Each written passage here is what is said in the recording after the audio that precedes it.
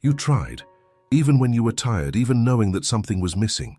You tried with all your strength, you tried with faith, you tried with a love that he didn't even see the magnitude of. It was years of giving your presence and receiving absence.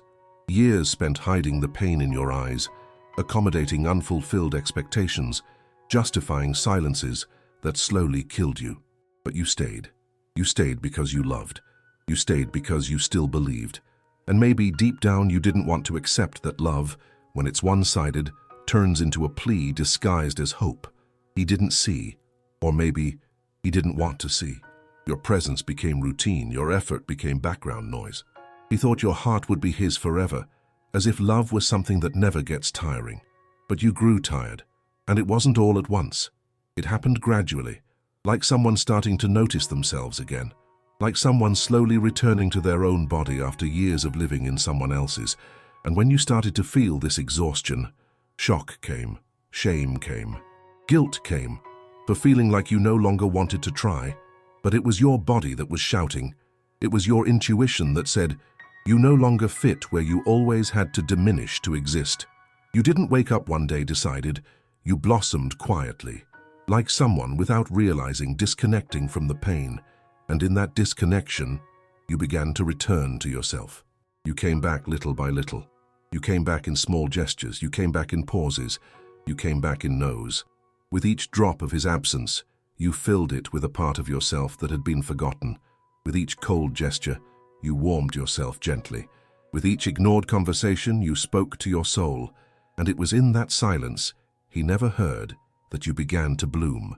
Yes, you flourished in the morning of the relationship. You flourished in the chaos of not being seen. You flourished in the pain of being constant for someone who was intermittent. And him? He was still there, thinking you were still the same, thinking you were still waiting, thinking you could come back whenever you wanted because you had always been there. But you weren't anymore. You were already in another place, not a physical place, but a place of presence, a place of strength, a place of wholeness, a place he didn't know how to reach, because he never learned to come to you. He just waited for you to come to him. And in this new place, you weren't halves, you weren't leftovers, you weren't patches, you were yourself. For the first time in a long time. Whole. That's when the emptiness hit him. That's when he felt the absence, not of you, but of the presence you brought into his life, of the space you filled, even when you were pushed aside. And that emptiness, which he called longing, was just the absence of something he never knew how to value while he had it. But now it was no longer possible. Because you were no longer accessible, you were no longer reachable. You were no longer the one who stayed even without care. Now you were the one who left, the one who chose herself, the one who was enough on her own. If this has happened to you, comment, I needed to hear this. Do you realize what that means? That the space you tried to occupy next to him was the same space you needed to fill within yourself. And when you filled that space with your truth, with your presence, with your own energy, there was no longer any corner that called out for him. Not from hurt, not from anger, but from understanding. You finally understood. Those who don't recognize your presence don't deserve space in your absence, because the love that doesn't see you doesn't touch you.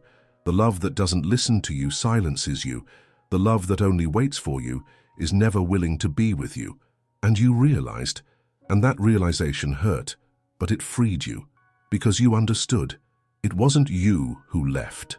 It was him who stood still while you evolved. It was him who didn't keep up with you while you fought. It was him who lost, even thinking he was winning, because when you stopped trying to be what he wanted, you became what you needed, and that he will never be able to reach. Have you gone through this? Tell me in the comments. Sometimes venting is part of the healing process. Do you remember the last time you asked him to look into your eyes? He was busy, or distracted, or too tired to realize that you were silently pleading for his presence. Do you remember how many times you tried to start a conversation? How many times you just wanted a gesture? Just a touch? Just a question that said, are you okay? But he always said, we can talk about that later. You're overreacting. It's not all about you. And then you started to believe. You began to doubt your own pain. You shrank. You blamed yourself for feeling too much, for demanding too much, for being too much. And the worst part, you got used to it. You got used to the little, to the lack, to the almost. Almost attention, almost affection, almost love. Until one day you looked in the mirror and didn't recognize yourself. You were there, but absent from yourself, because you tried so hard not to disturb that you faded away from yourself. And that was the biggest absence of all, the cruelest, the most invisible. But you came back. And in your return, you discovered a world that had always been waiting for you. Yourself. Do you see it? You didn't leave. You came back. You just returned to the one place where you didn't have to prove anything, within yourself. And when he finally noticed, you were already too whole to go back to being half. Do you remember? The day you silenced something you wanted to say, just to keep the mood light. The day you swallowed your tears because if you spoke up, he'd say you were just being dramatic.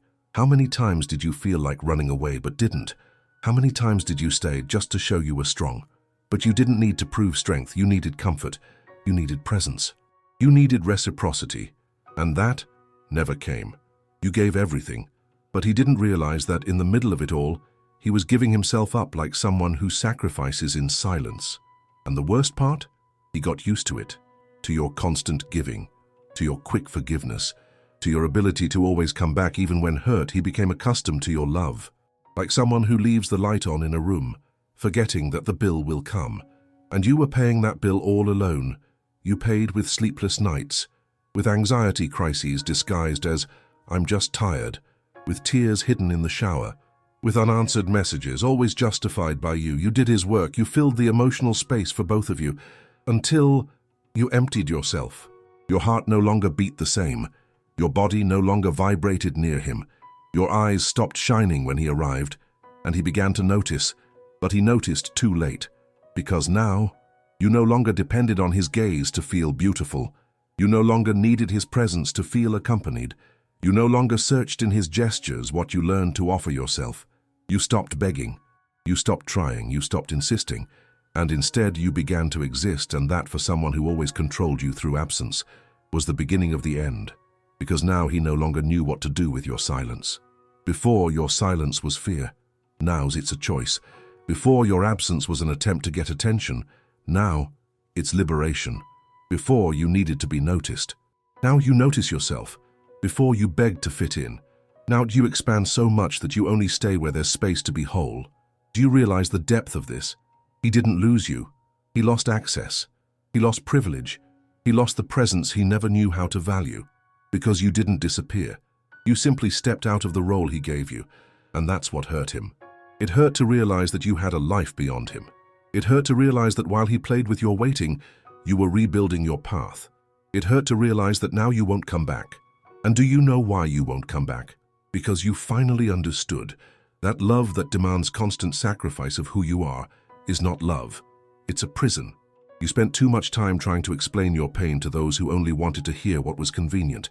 Too much time trying to be enough for someone who couldn't recognize abundance. Too much time being loyal to someone who was unfaithful to their own word. And now, you don't explain yourself anymore. Now you feel, you perceive, you live. Does this make sense to you so far? Write yes down below. Have you ever wondered how many parts of yourself you left behind trying to build this relationship? How many times did you have to swallow your intuition? How many dreams were shelved out of fear of scaring him off? How many versions of yourself faded away and so he wouldn't feel pressured? And the most painful question of all, how many times did you betray yourself just to keep being loved? But the truth is, you weren't loved. You were tolerated. You were convenient until you stopped being. Because the woman who awakens is unsettling. The woman who recognizes herself breaks chains. The woman who chooses herself becomes a threat to those who only knew how to handle your dependency. And now that you no longer need to be seen, he notices. Too late. This is the part that liberates you the most and scares you the most. You don't miss him anymore. You miss yourself. The person you were before you lost yourself in it. The person you suffocated to keep the relationship alive. The person you forgot, so he wouldn't leave.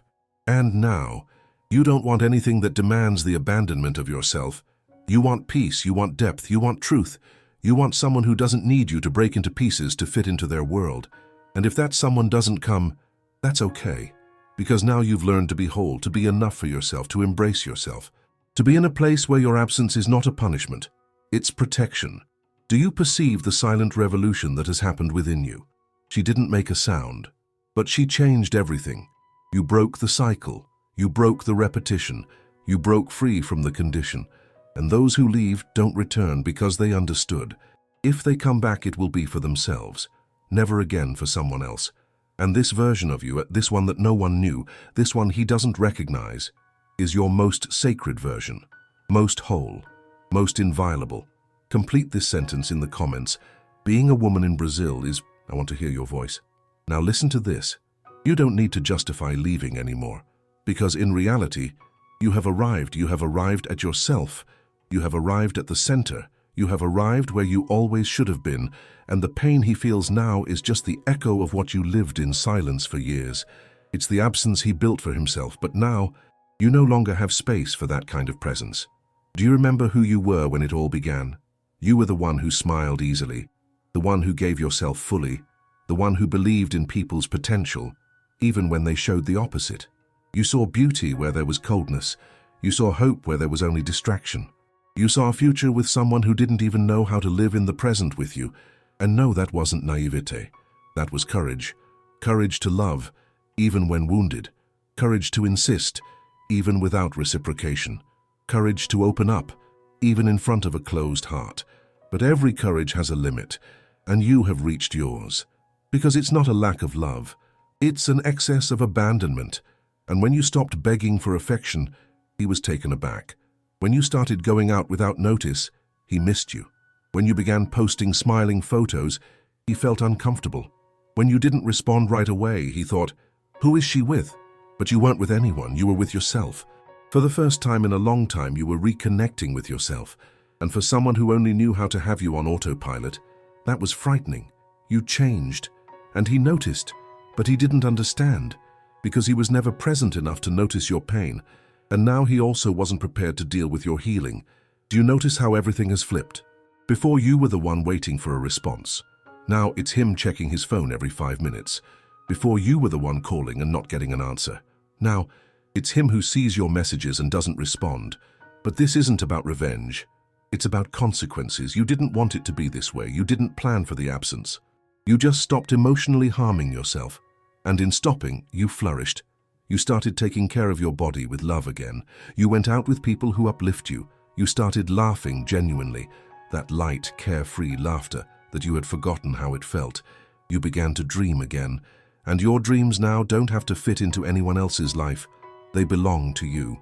And anyone who wants to be by your side should understand that. They shouldn't try to restrict you. They shouldn't belittle you. They shouldn't distract you. Have you ever experienced something similar? Share it with someone who needs to reflect on this. And him? He watches from afar.